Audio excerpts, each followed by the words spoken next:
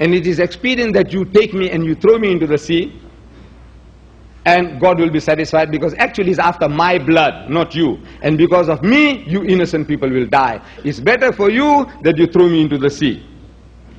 One man perish, save the nation. They says, no, you are such a nice man, holy man, maybe praying continuously. He said, we have a system of our own system to find out right from wrong. And that system is a system, what is called casting of lots, like head or tail. We do head or tail. We did it just now. Head or tail. So they had a system of casting lots, like head or tail. And according to that system of tossing the coin, it came to the turn of Jonah that Jonah was the guilty man. So they took him and they threw him overboard. And the storm subsided. Perhaps it was a coincidence, but the storm subsided. Now I'm asking the question,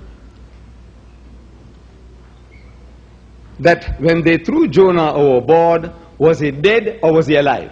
But before you answer, I don't want to get the wrong answer. Because once you give the wrong answer, you want to stick by it. This is human nature. You know, once you make a wrong statement, you don't like to admit your mistake. So I want to help you before you open your mouth. You don't mind? I said, you see, Jonah had volunteered. He had volunteered. He says, throw me overboard. And when a man volunteers, you don't have to strangle him before throwing. You agree? He says, throw me. You don't have to kill him. You don't have to break his arm or limb. You don't have to spear him. Am I right? The man says, throw me. So when they threw him overboard, was he dead or was he alive? I want to hear from you all. And please, I want to hear that it can also be recorded on our tapes. Please. Was he dead or was he alive when they threw him overboard? What? Alive. You got the right answer, but you get no prize for that. It was too simple. As you see, it's very simple. The Jews say he was alive. The Christians say he was alive. The Muslims say he was alive. No prize. The storm subsides and a fish comes and gobbles him up. Dead or alive? Right. From the fish's belly, he prays to God for help, according to the book of Jonah. I'm asking, do dead men pray? Dead people, do they pray? No. So he was alive. A little louder, please. Alive. MashaAllah. You will be given the opportunity at question time, whoever you are, you will be given the opportunity at question time to ask questions. Be man enough, be Christian enough to please keep your mouth shut for the moment. 3 days and 3 nights. The fish takes him round the ocean. Dead or alive? Alive. Don't be afraid. Don't get terrified.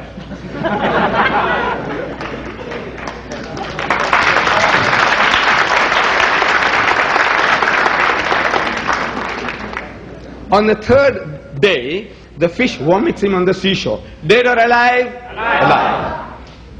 Look, whether you are a Hindu or a Christian or a Jew or a Muslim, if you read this record and if you had sound common sense, you will say alive, alive, alive, alive. And it's a miracle. It's a miracle of miracles. When you throw a man into a raging sea, he ought to die. If he died, no miracle, because we expect him to die. A fish comes and gobbles a man, he ought to die. If he died, no miracle. If he didn't die, it's a miracle. Heat and suffocation in the belly of the whale, the man ought to die. 3 days and 3 nights, he ought to die. If he died, no miracle. No mu'jiza, no sign. If he didn't die, it's a miracle. So it's a miracle of a miracle of a miracle. An outstanding miracle in the Bible, 3 times over. It's a miracle from every point of view. So Jesus says, for as Jonah was 3 days and 3 nights in the belly of the whale, so shall the Son of Man be 3 days and 3 nights in the belly of the earth. As Jonah was, so shall the Son of Man be. I'm asking, how was Jonah for 3 days and 3 nights in the belly of the whale? Dead or alive? Alive. I'm asking again, how was Jesus in the tomb for 3 days and 3 nights? Dead or alive? Alive. I beg your pardon? Alive. No, according to Christendom. Dead. Ask the professor, ask the doctor. He said he was dead for 3 days and 3 nights. Jonah was alive for 3 days and 3 nights. Jesus was dead for 3 days and 3 nights. Any Christian worth the name will tell you that. Any Christian. You don't have to be a DD, and you don't have to be a theologian or a preacher or an evangelist hearing voices from heaven. You need nothing. Jonah is alive. The Christian says Jesus was dead. I am asking in your language, you English-speaking peoples, you Americans who speak English, the Englishman who speaks English, I speak English. I speak English as my mother tongue. See, this is the nearest. Because psychologists say that your mother tongue is the language in which you dream and the language in which you swear. And I dream in English and I swear in English. So, from that angle, I'm also an Englishman. See, I'm an English-speaking person, though my mother tongue is Gujarati, I speak Urdu, I speak half a dozen different languages, but my mother tongue is English according to the psychologists. So, I'm asking in your language, those, I'm sure all of you understand English, otherwise you wouldn't be here. I said, in your language, you see, is this like Jonah or unlike Jonah? Jesus says, for as Jonah was, like Jonah. Jonah is alive, Jesus is dead. Is that in your language like Jonah or unlike Jonah? In your language? Unlike. So I'm asking now, is Jesus speaking the truth or you speaking the truth? Is Jesus a liar or you are a liar? Either. Look, you both can't be right. He says, I'll be like Jonah, and you telling me he's not like Jonah. So he failed, or he lied, or you are lying. Yes, you have to admit that you have misunderstood the whole thing. You're reading this in your own language, simple basic English, King's English or Queen's English. This language I'm talking. For as Jonah was, so shall the Son of Man be. Like Jonah, not unlike Jonah. The very learned person, he says, no, Mr. Deedat. You see, Jesus is here emphasizing the time factor. I said, there is nothing miraculous about a time factor. Whether man is, dead, unconscious, or gone into hibernations for 3 minutes, 3 days, 3 hours, 3 years, that is not a miracle. The miracle is that you expect a man to die and he doesn't die. That's a miracle. But drowning man clutches at straws. You see, he says, no, Mr. Deedat. You see, it is the time factor that Jesus was emphasizing. Can't you see? He said, for as Jonah was 3 days and 3 nights, so shall the Son of Man be 3 days and 3 nights. He repeats the word 3, 4 times, so it's the time factor that he was emphasizing, not whether dead or alive. So I'm asking, look, did he fulfill that? The time factor. Did he fulfill that? He said, yes. I said, look, you're going to make another slip just now. You're going to fall again. You have made one faux pas, you have made one mistake, you have accused Jesus of lying. He said, I'll be like Jonah. You say he was unlike Jonah. He didn't fulfill it, and you're going to make a second mistake just now. But no. Drowning man clutches at straws. And you'll find drowning women will do the same. So I said, now, look, when was he crucified? When was Jesus crucified?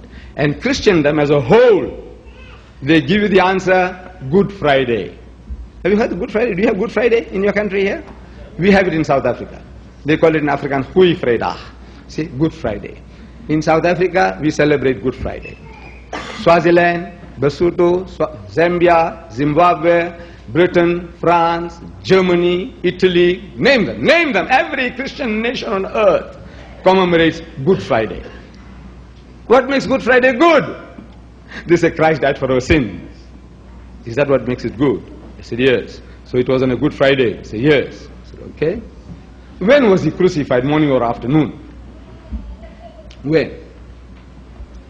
Well, some say morning, some say afternoon. I say, I won't argue. Whatever you say, I accept. How long was he on the cross? Some say 3 hours, some say 6 hours. I say, I won't argue with you. I won't argue with you. You say 3, I accept. If you say 6, I accept. I said, the Jews were in a hurry to put him up on the cross. That's the reading of the scriptures. Why were they in a hurry? because they were afraid of the common people. Jesus was a hero to the common people. He had healed the blind, the lepers. He had given life back to the dead. On one occasion, he fed 5,000 people with a few pieces of fish and a few pieces of bread. On another occasion, another 3,000 people with a few pieces of fish and a few pieces of bread. A man with such a reputation, the people loved the man. And if his life was endangered, there might be a revolt, a riot. So, quickly apprehend the man and get rid of him. So they grabbed him and they take him, had a midnight trial, which doesn't happen in Jewry. Midnight trial. Early in the morning they take him to Pilate. And as if Pilate had nothing else to do, he was waiting. He receives them and Pilate says, look, this is not my kettle of fish. Take him to Herod. They take him to Herod. Herod had nothing to do. He was also waiting. Nothing to do, these royal people. Nothing to do. They're just waiting. And he said, look, he says, take him back to Pilate. They take him back to Pilate. Pilate is still waiting. All these things happen at the double. Only these things happen in films. In your Hollywood.